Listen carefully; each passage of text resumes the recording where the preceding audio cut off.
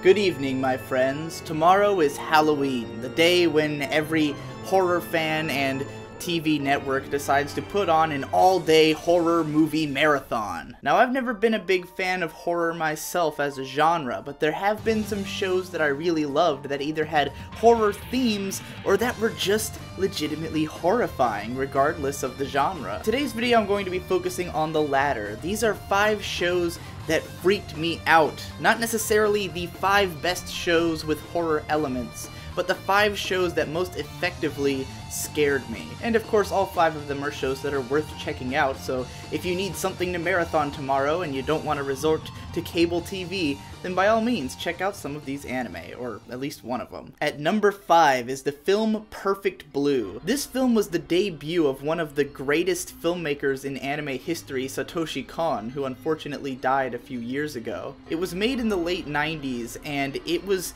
this really creepy sort of psychological slasher movie. With emphasis on psychological, this movie is a trip. It has parts that don't seem to really make sense, but all of it creates this cohesive, thick atmosphere. And it doesn't even really feel like anime. This could have probably been a live-action film, except that through anime it was able to create all these visual tricks that are really disturbing. Satoshi Kon was someone who knew how to present something that felt completely real, and yet he used the fact that it was anime to introduce elements that could not be done in real film, which is what made him such a spectacular director. Perfect Blue is about a woman who was an idol singer who's trying to become an actress, and a lot of the horror of this film isn't really from the murders or the psychological elements, it's just from how fucked up the world is in its perception of people like her, and how fucked up the things she has to do to be able to stay relevant are. The kinds of expectations that people have of her, the way that her fans treat her, it's creepy and unsettling, and it makes you afraid for the real world, even in situations where there aren't people getting murdered. When you think about the things that she's going through, you're like, fuck, real people probably go through this, and it's kind of terrifying. At number 4, I've put Infinite Revius. This is the least horror-themed of the shows on this list. The show takes place on a space station that sort of gets lost in space, and all of the adults who were on board end up dead, whereas the kids, who were all these like trainees, have to now run the ship and sort of form a society inside this ship as it becomes apparent that they are trapped in space. So it's got a Lord of the Flies style plot where it's about how a society is going to shape with a bunch of children, and a lot of the things that happen are just really fucked up and disturbing. This show gives you a dark look into humanity and human nature, but all of it feels completely real. If you ever wanted one of those shows that will remind you of how base and horrible people can be sometimes, even though there's plenty of good people, you know, in this show as well, it'll also remind you of all the worst things that we are capable of, the worst things that societies are capable of, and it can be really chilling to watch in that way. At number 3, I'm putting The End of Evangelion. This is not conventionally considered a horror film, but I've never heard of anyone who watched this movie and wasn't horrified to at least some extent, especially those who saw it when they were younger. This is a scary, terrifying, fucked up, freaky-ass movie. It comes as the sequel to Neon Genesis Evangelion, which of course is one of the most classic anime ever made, and itself had plenty of terrifying and fucked up moments, but then the film, the imagery alone is so striking and crazy. People just dying in horrible ways. Crazy, weird, fucked up shit happening to planet Earth. It's the apocalypse. It is an apocalyptic series, and there have been a number of anime that have done apocalypse scenarios well. Devilman, one of my favorite manga, which would be on this list if this was a manga list, has an amazing apocalyptic imagery. Berserk.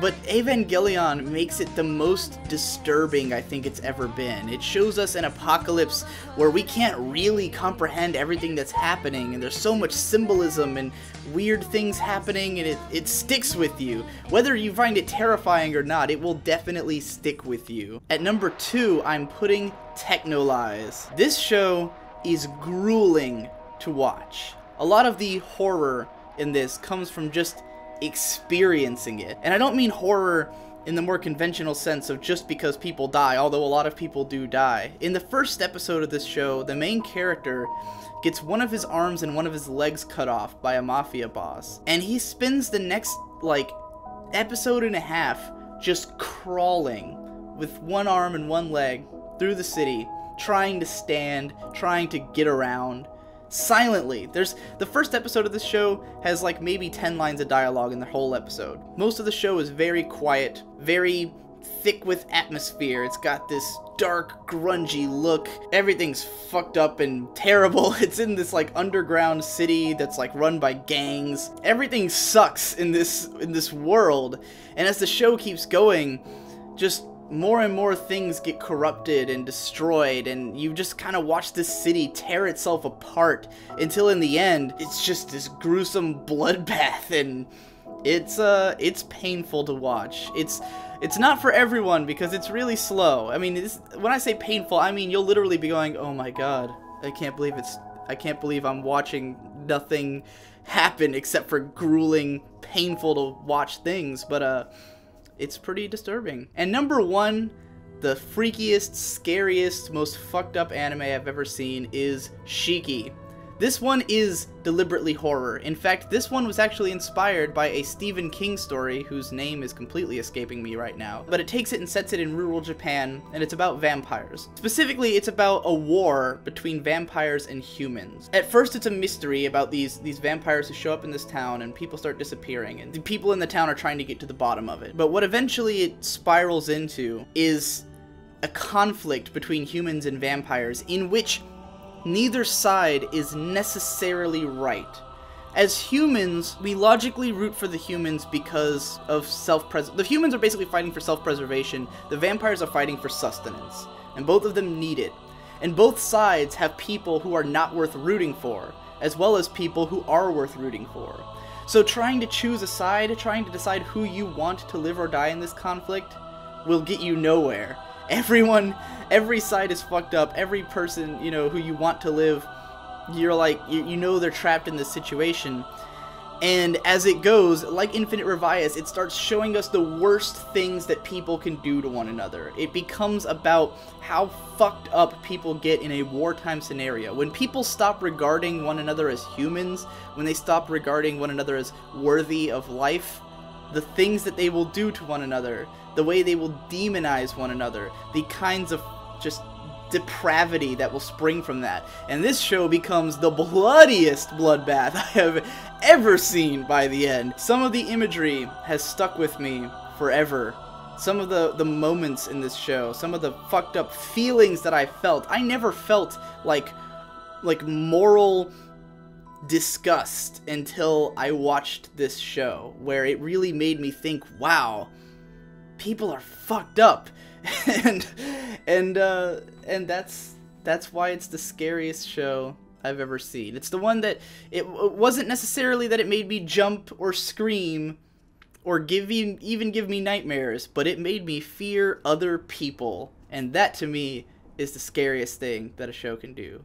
Anyways, those are my 5 scariest anime, and I hope you've enjoyed the month of October on my channel. I made a bunch of bets with people at the start of the month that I can make a video every day for all of October, and as of this video, I've succeeded. There's already one for Halloween coming out tomorrow, so it's gonna slow down a lot from here on out. I was just doing this as a sort of stunt, and it was fun, but now I get to work on bigger videos instead. So anyways, I hope you enjoyed the month of videos and this video, and that you'll check out some of these horror anime, and stick around for tomorrow.